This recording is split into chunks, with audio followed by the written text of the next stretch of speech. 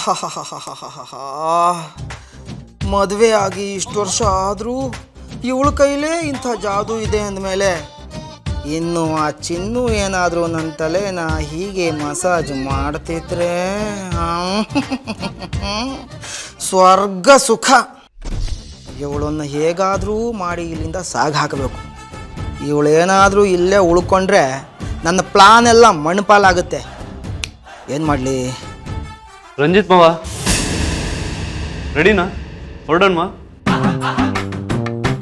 ಇವ್ರಿಗೆ ಹುಷಾರಿಲ್ಲ ಚಂದು. ಹುಷಾರಿಲ್ವಾ? ಏನಾಯ್ತು? ಹೊಟ್ಟೆ ಸರಿ ಇಲ್ಲ ಅಂತಿದ್ರು, ಈಗ ನೋಡಿದ್ರೆ ವಿಪರೀತ ತಲೆನೋವು. ತುಂಬ ಸುಸ್ತಾಗಿರೋ ಹಾಗಿದೆ. ಇವತ್ತೊಂದಿನ ಇವರು ಆಫೀಸಿಗೆ ಬಂದಿಲ್ಲ ಅಂದರೆ ಆಗುತ್ತಲ್ವಾ ಚಂದು? ಬೇಡ ಶ್ವೇತಾ, ನಾನು ಆಫೀಸ್ಗೆ ಹೋಗ್ತೀನಿ. ಪರವಾಗಿಲ್ಲ ಮಾವ, ನೀವು ರೆಸ್ಟ್ ತಗೊಳ್ಳಿ. ಬೇಡ ಚಂದು, ಆಫೀಸಲ್ಲಿ ತುಂಬ ವರ್ಕ್ ಇದೆ. ನಾನು ಆಫೀಸಿಗೆ ಬರ್ತೀನಿ. ಸರಿ, ಹಾಗಾದ್ರೆ ಆನ್ ದಿ ವೇ ಹಾಸ್ಪಿಟಲ್ಗೆ ಹೋಗ್ಬಿಟ್ಟು ತೋರಿಸ್ಕೊಂಡು ಹೋಗೋಣ ಬನ್ನಿ. ಹಾಸ್ಪಿಟಲ್ಗೆಲ್ಲ ಯಾಕೆ ಚಂದು? ಮನೇಲೇ ಸ್ವಲ್ಪ ರೆಸ್ಟ್ ತಗೊಂಡ್ರೆ ಸರಿ ಹೋಗುತ್ತೆ ಅಂತ ಶ್ವೇತಾ ಹೇಳಿದ್ದಾಳೆ ಅಲ್ವಾ ಶ್ವೇತಾ? ಹೌದು ಚಂದು, ಇವತ್ತೊಂದಿನ. ಪರವಾಗಿಲ್ಲ ಅತ್ತೆ, ಒಂದಿನ ಯಾಕೆ, 2 ದಿನ ರೆಸ್ಟ್ ತಗೊಳ್ಳಿ. ಬರ್ತೀನಿ ನಾನು. ಬಾಯ್ ಬಾಯ್ ಮಾವ.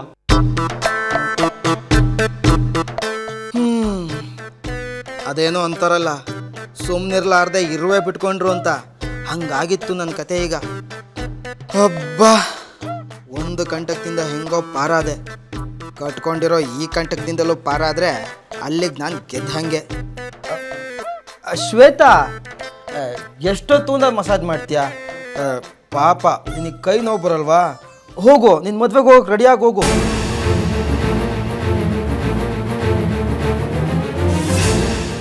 ಯಾಕೆ ನನ್ನನ್ನು ಹೊರಗೆ ಕಳ್ಸೋದಕ್ಕೆ ನೋಡ್ತಾ ಇದ್ದೀರಾ? ಅವರೇ, ನನಗೇನಿಲ್ಲಪ್ಪ, ನಿನಗೆ ಲೇಟ್ ಆಗಬಾರ್ದು ಅಂತ ಹೇಳಿದೆ. ನನಗೇನಿಲ್ಲೇ ಇರು. ನಾನು ಹಾಗೆ ಅಂದ್ಕೊಳ್ತಾ ಇದ್ದೀನಿ. ನಾನು ಮದುವೆಗೆ ಹೋಗಲ್ಲ, ನಿಮ್ಮ ಜೊತೆನೇ ಇರ್ತೀನಿ. ಶ್ವೇತಾ, ನನಗೋಸ್ಕರ ನೀನು ಮದುವೆ ತಪ್ಪಿಸ್ಕೊಂಡ್ರೆ ಸರಿನಾ? ನನಗೇನು ಆಗಿಲ್ಲ, 1-2 ಗಂಟೆ ಸರಿ ಹೋಗ್ತೀನಿ. ಆಮೇಲೆ ಮದುವೆ ನೋಡಬೇಕು ಅಂದರೆ ಸಿಗುತ್ತಾ? ನೀನೇ ಹೇಳು. ಶ್ವೇತಾ, ಮದುವೆ ಅನ್ನೋದು ಜೀವನದಲ್ಲಿ ಒಂದೇ ಸರ್ತಿ ಆಗೋದು. ಈ ತಲೆನೋವಿಗೇನು, ಇನ್ಮೇಲೆ ವಾರಕ್ಕೊಂದೆರಡು ಸತಿ ಆಗಾಗ ಬರ್ತಾನೇ ಇರುತ್ತೆ. ಅಲ್ಲ, ಆಗಾಗ ಬರುತ್ತೆ ಎಂದೆ. ನೋಡು ಶ್ವೇತಾ, ನೀನು ಮದುವೆಗೆ ಹೋಗೋದು ಕ್ಯಾನ್ಸಲ್ ಮಾಡಿದ್ರೆ ನನ್ನಿಂದನೇ ನೀನು ಮದುವೆಗೆ ಹೋಗೋದು ಕ್ಯಾನ್ಸಲ್ ಆಯಿತು ಅಂತ ನನಗೆ ತುಂಬ ಫೀಲ್ ಆಗುತ್ತೆ. ಪ್ಲೀಸ್ ಕಣೆ. ಸರಿ, ನಾನು ಹೋಗ್ತೀನಿ. ನೋಡು, ನಾನಿಲ್ಲ ಅಂತ ಏನಾದರೂ ಅನಾಹುತ ಮಾಡ್ಕೋಬೇಡ, ಆಮೇಲೆ ಸರಿ ಇರಲ್ಲ. ಆಯಿತು, ನಾನೇನು ಅನಾಹುತ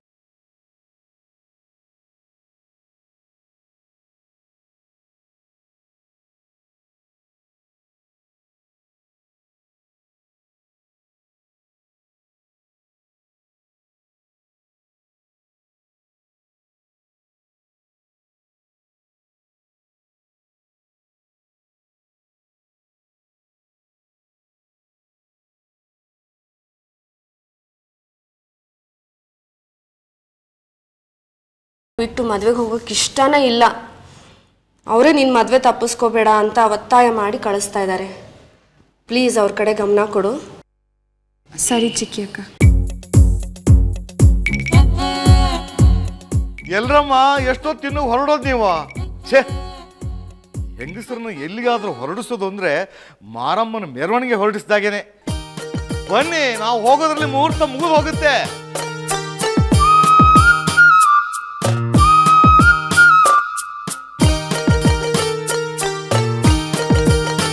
ಮನೆ ಕೆಲಸದವಳು ಇನ್ನು ಮನೆ ಕೆಲಸದವಳು ಹಾಗೆ ಇದ್ದಾಳೆ. ಇವಳು ಬರ್ತಾ ಇಲ್ವಾ? ನನ್ನ ಪುಣ್ಯ, ಮೊದಲನೇ ಸಲ ಗೊಂಬೆ ಆ ಪೀಡೆನ ಬಿಟ್ಟು ಬರ್ತಾ ಇರೋದು. ಪರವಾಗಿಲ್ಲ, ಒಂದೊಂದು ಸಾರಿ ನಮ್ಮ ಗೊಂಬೆನೂ ತನ್ನ ಬುದ್ಧಿನ ಉಪಯೋಗಿಸ್ತಾಳೆ. ಎತ್ತು ಮಾತಾಡೆ. ಮತ್ತಿದನ್ನು ಕೇಳಿಸ್ಕೊಂಡ್ರೆ ದೊಡ್ಡ ರಾಮಾಯಣನೇ ಶುರು ಮಾಡಿಬಿಡ್ತಾಳೆ. ಮೊದಲು ನಾವು ಬೇಗ ಬೇಗ ಹೊರಡಬೇಕು. ಯಾವಾಗ ಗೊಂಬೆ ತಲೆ ಚೇಂಜ್ ಆಗುತ್ತೋ ಹೇಳೋಕ್ಕಾಗಲ್ಲ. ಹಾಂ, ಎಲ್ಲ ಹೊರಡೋಣವಾ? ಈಗಲೇ ಲೇಟ್ ಆಗಿದೆ.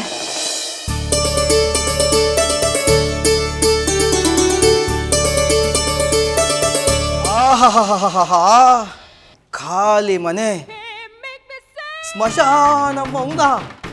ಇನ್ನು ಕೆಲವೇ ಕ್ಷಣಗಳಲ್ಲಿ 2 ಜೋಡಿ ಹಕ್ಕಿಗಳ ಚಿಲಿಪಿಲಿ ಗಾನ. ಕೊನೆಗೂ ಒಂದು ಅವಕಾಶ ಸಿಕ್ಕೇ ಬಿಡ್ತು. ಇಂಥ ಬಂಗಾರದಂಥ ಅವಕಾಶದಲ್ಲಿ ಚಿನ್ನದಂಥ ಹುಡುಗಿ ಚಿನ್ನು ಜೊತೆ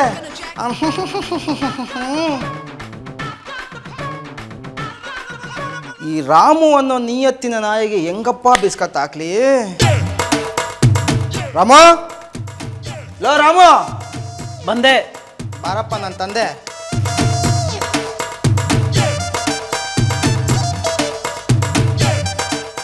ಏನು ರಂಜಿತ್ ಮಾವ? ಅದು ನೋಡ್ರಮ್ಮ, ಕೆಳಗಡೆ ಓಪನ್, ಮೇಲ್ಗಡೆ ಕ್ಲೋಸ್.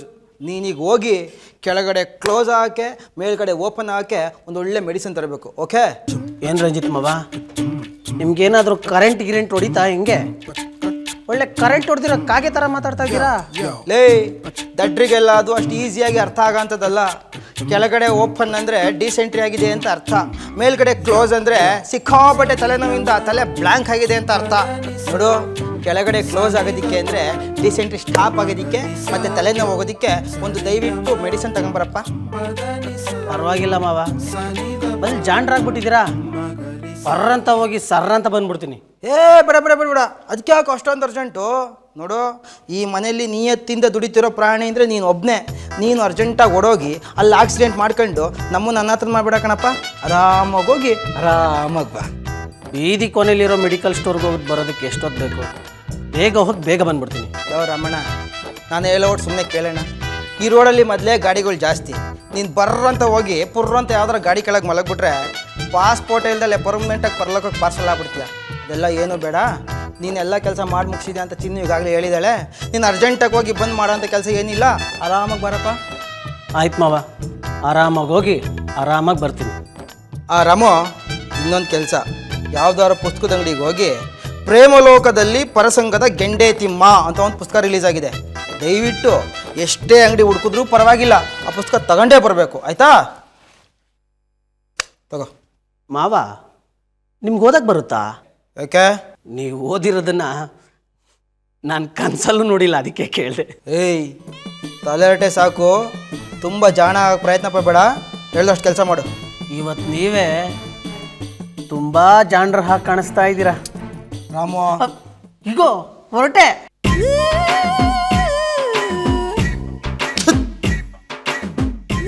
ಮೂಡೆಲ್ಲ ಹಾಳು ಮಾಡಾಕ್ಬಿಟ್ಟ.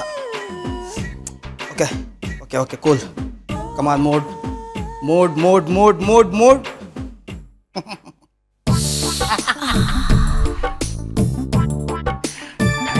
ಟಡನ್ ಟಡನ್ ಟಡನ್ ಟೊಣ ಟೊಣ.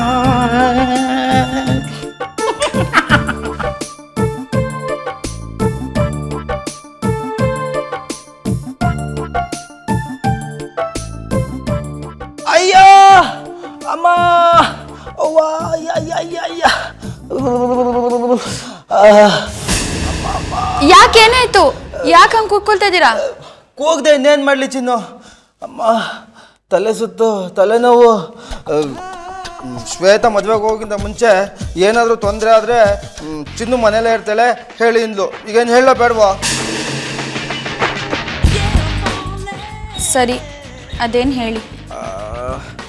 ಬೇಜಾರಾಗ್ಬೇಡ ಚಿನ್ನು, ವಿಪರೀತ ತಲೆನೋವ್ತಾ ಇದೆ.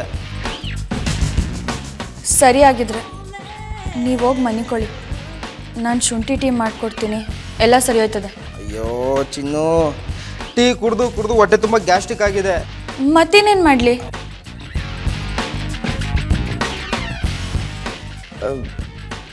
ಯಾವುದಾದ್ರೂ ಸ್ವಲ್ಪ ಬಾಂಬ್ ತಗೊಂಡು ತಲೆಗೆ ಮೃದುವಾಗಿ ತಿಕ್ಕಿದ್ರೆ ತಲೆನೋವು ಹೋಗ್ಬೋದೋ ಏನೋ.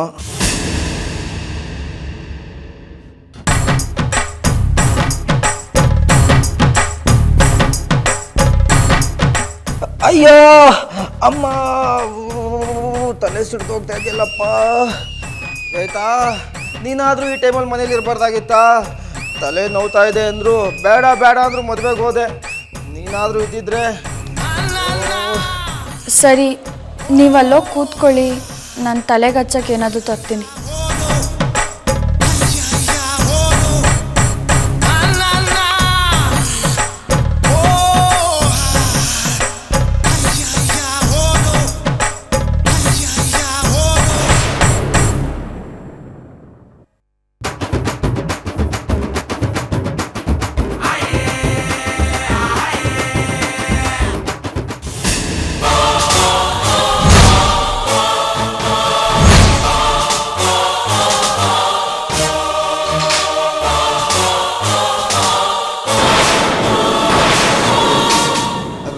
ಅದು ಚೆನ್ನಾಗಿ ಡ್ಯಾನ್ಸ್ ಮಾಡಿದ್ರೆ ತಲೆನೋವು ಬೇಗ ಹೋಗುತ್ತೆ ಅಂತ ನಮ್ಮ ಗುರುಗಳು ಹೇಳಿದರು. ಅದಕ್ಕೆ ಅಮ್ಮ ಕೂತ್ಕೋ. ಆಹಾ ಓಹೋ ಚಿನ್ನು, ಏನು ಜಾದು ಇದೆ ನಿನ್ನ ಕೈಯಲ್ಲಿ. ಬಬ್ಬಬ್ಬಬ್ಬಬ್ಬಾ, ತಲೆ ದಿಮ್ಮಂತ ಸಿಡ್ದೋಗ್ತಾ ಇತ್ತು.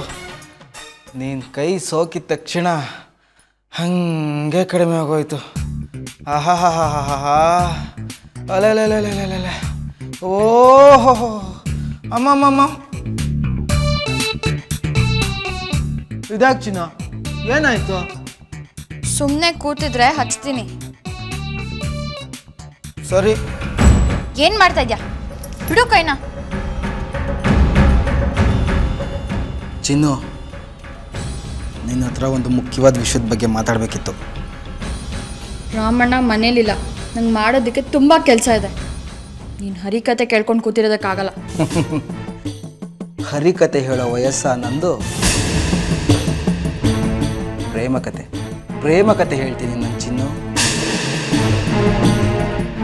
ಚಿನ್ನು, ನೀನು ನನ್ನ ಒಂದೇ ಒಂದು ಮಾತು ಕೇಳಿದ್ರೆ ನಿನ್ನ ಎಲ್ಲ ಕಷ್ಟಗಳು ಕಳೆದೋಗ್ತವೆ.